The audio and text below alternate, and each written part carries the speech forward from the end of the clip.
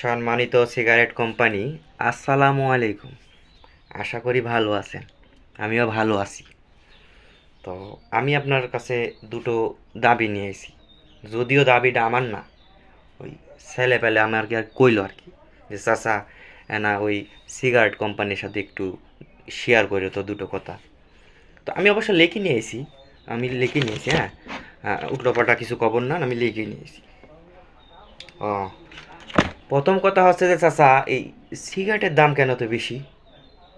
আচ্ছা আচ্ছা আচ্ছা, যাক, ওরা তো সব বোঝে না, আমি কিন্তু বুঝি।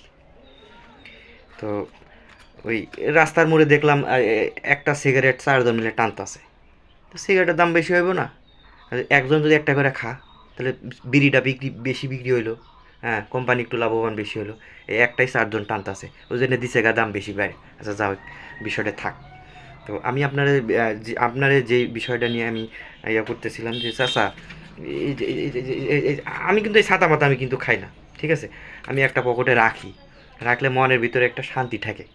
কেমন শান্তি? দামি একটা প্রোডাক্ট পকেটের মধ্যে আছে, এই জন্যে আমি পকেটে একটা রাখি। তো বিষয়টা যে চাচা, এই যে যে যে এত এত বড় সিগারেট বানাইতে আপনি কে কইছে? হ্যাঁ, এই সিগারেটটা আপনি এই যে এই পর্যন্ত বানান, এই পর্যন্ত বানানোর কি দরকার ছিল? হ্যাঁ, এই পর্যন্ত বানান, দামটা একটু কমায় দেন, ছেলেপেলে খাক। ছেলেপেলে এই সিগারেট অশান্তি সৃষ্টি হইতেছে তো চাচা। হ্যাঁ, ওই যে ওই নতুন বিয়ে করছে, 2-4 দিন টারবি ফুকছে, এখন তো টাকা পয়সা নাই কাছে, এখন কী করবো?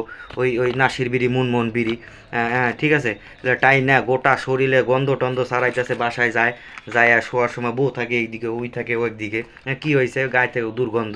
হ্যাঁ, সংসার অশান্তি হইতেছে চাচা। হ্যাঁ, তো বিষয়টা আপনি বুঝেন। এই যে 14ই ফেব্রুয়ারি